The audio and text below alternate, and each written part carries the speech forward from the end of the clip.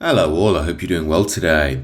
One silver lining of this destructive turn from the powers that be to render the West an identityless modernist dystopia held together only by state-mandated utopian ideology is increasingly we're finding Europeans are recognising common cause. In fact, we're even finding common cause outside of Europe. In Europe, whether you're French, German, Spanish, Irish, English, Swedish, Polish, Hungarian, whatever, we're all looking at the modern world and seeing we have a shared enemy. The same trend is happening to us all.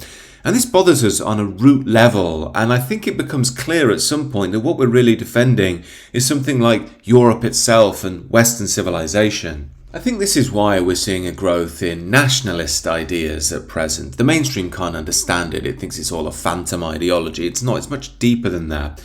I'm wary of nationalism, though, for a couple of reasons. Number one, the main one, I think the battle is bigger than nation. I can understand people's deep love for their historic people, for their culture, and their wish to keep it alive. The reality is to me, though, that we cannot stand alone. Even if you had some nationalist-based government, you're going to get destroyed by the globalist machine.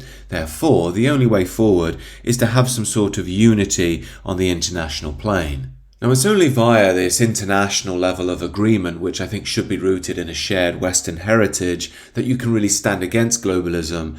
But further to that, I think it would also be possible to make unions with different parts of the world that think the same. What I mean is, the Asians too will be concerned about not wishing to go the way of the Western world. They will want to keep their identity, keep control of their own destiny into the future. They may well be capable of making unions with us. Same with the Islamic world. I know many people are averse to that, but they may want to keep their culture. They're being impacted by modernity too now. What I mean is, if you have three powerful blocks, you may be able to overcome the globalist power structure. And with that, you don't have to have this mad mass immigration into each other's nations, the complete corruption of our cultures. We can have a mutual, if wary, respect with one another. I think the other reason nationalism is gaining ground at present is because despite the supposed hate it manifests, there is actually, at least in my view, an ethical argument they're making therein.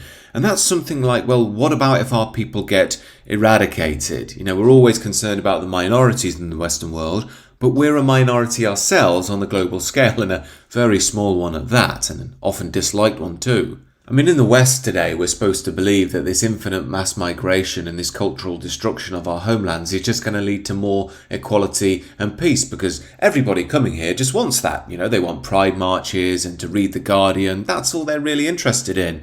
Probably.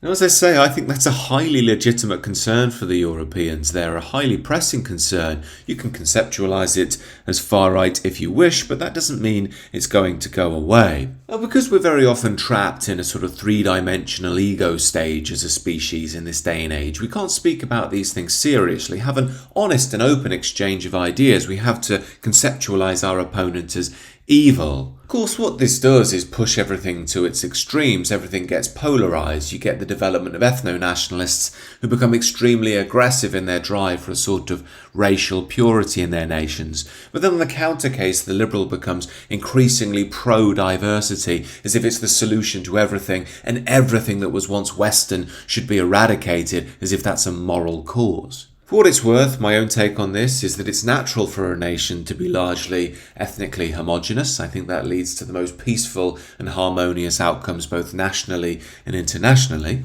I do believe small levels of immigration implemented over long periods of time can be good for a nation. I think that's historically consistent. Unironically, I think it can enrich a nation. They have to be small enough to be blended in, to be weaved into the mass, though, whether we're talking about French food influences, German engineering, Japanese Zen, Vedism, Sufism. All these things are beautiful elements of culture that are welcome, but they can't affect the central mother culture. It's true, of course, that life involves change, but that change, to my mind, should be approached with wisdom and care. We should work very hard not to destroy the precarious magic of our homeland. Yet I don't think anybody would describe our liberal overlords' actions in recent years as being full of wisdom and care. The mass immigration, the multiculturalism ideals have been chaotic, they've been haphazard, they've been careless, they've been dangerous, and they've debased us.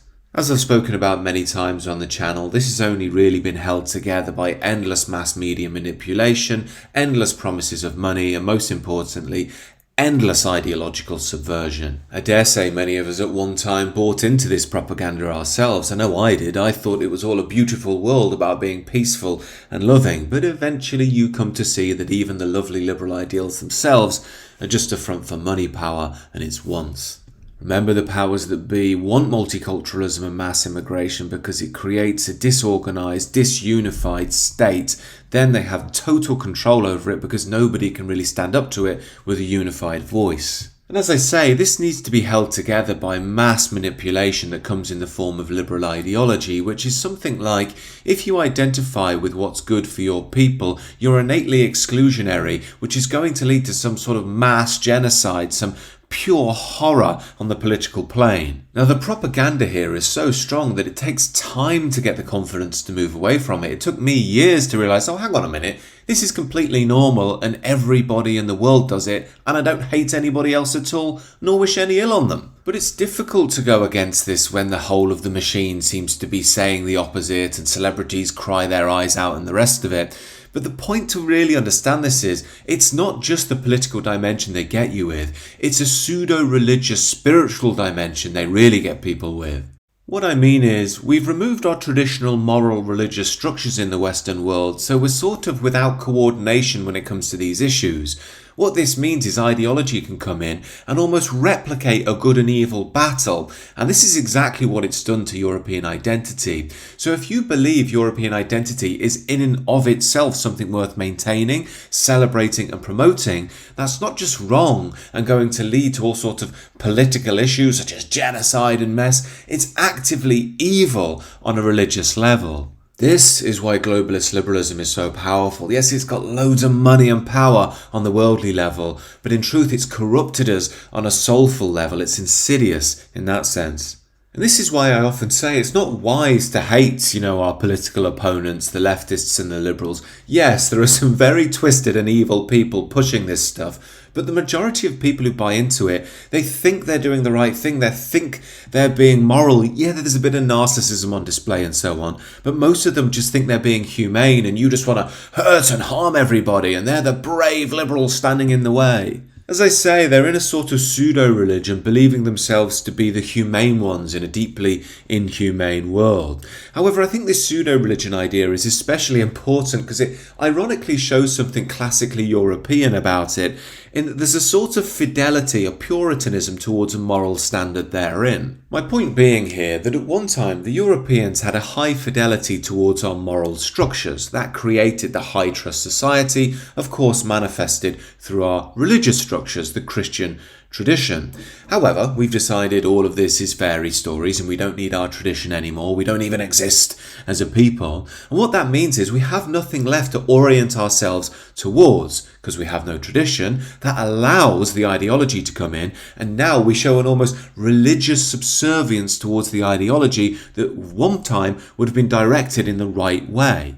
It seems to me we have this blend of nations and peoples who exhibit high levels of fidelity to a given moral order, but that very moral order has been corrupted, and the further you move away from the core of the Western tradition, the more you're going to pay for this. Now, this has affected all European nations, especially the Germanic ones, but it seems to me the Scandinavians are the worst of the lot. They're in a total suicide spiral at the moment, which is difficult to watch. Case in point, this is an advert for Swedish Airlines. What is truly Scandinavian? Absolutely nothing. There is no such thing. Everything is copied. Our democracy? Vi människor som tillsammans formar framtiden. Credit goes to Greece. Parental leave? Thank you, Switzerland. The iconic Scandinavian windmills were actually invented in Persia. And we made the German bicycle a staple of our cities. It's Turkish. What? Smapple? Dutch. Now I'm going to speed this up and leave it playing because it goes on for about 5 minutes of this national emasculation. I mean, what is wrong with these Scandinavian blonde beauties? In fact, that makes me think, I wonder if this is part of it because they were part of the sort of Nazi Aryan ideal. They see it as virtuous to just undermine themselves and destroy their own nation. Whatever it is, we have to remember that the key dynamic here isn't that they see this as just politically right, it's also because they see it as morally and spiritually right. In a way, it's a way of signalling their virtue to the very extent that they're willing to destroy themselves. In a way, Scandinavia was brought here. Piece by piece. By everyday people who found the best of our home away from home. So, we can't wait to see what wonderful things you'll bring home next. This has to be the peak of globalist subversion. I mean, what are they talking about? They speak about all the things that make Scandinavia, while forgetting to mention, the Scandinavians themselves. I mean, look at this still. We're no better than our Viking ancestors, said by a black African. I mean, first of all, what's wrong with the Vikings? Second of all, sorry, they're not your ancestors. That's not hateful to say that. It's like me going to China and saying, Chinese brothers, our ancestor Confucius. That would be extremely cruel and inappropriate. Not to mention, it's your country, fine if you want to be nice to this guy, there's a moral ethic in there somewhere and making him feel included or whatever, but at the cost of undermining your own people, that's deeply inhumane. But look, the key point of me making this video is to get to the heart of a great moral shift that I think is beginning but has to happen in the Western world, and this is the move away from thinking it's somehow virtuous and noble to destroy ourselves, to be eradicated. At the time being, we're essentially being emotionally blackmailed by the powers that be into believing if we're to oppose this, we're innately hateful, innately genocidal, and while I'm sure you can always find some nutcase who is like that, though exceedingly rare, the reality is there are infinite other ways to think about this than the mainstream provides for us. I think it's long overdue that we start resisting this propaganda as the situation is getting extreme in the Western world. This isn't out of some hatred for different groups. As I say, I wish them well, but I wish for Europe to maintain its identity, for the European people not to be lied about and emotionally manipulated in this way. At which point, European men, do we see what and who is truly being inhumane in this global context? Anyhow, these are my thoughts. Do let me know what you think down below. You can join the sister channel, The Sacred Way. It's about personal and spiritual transformation. That's linked down below. Also, the Substack. And on top of that, do subscribe to this channel if you're new. Enjoy the rest of your day.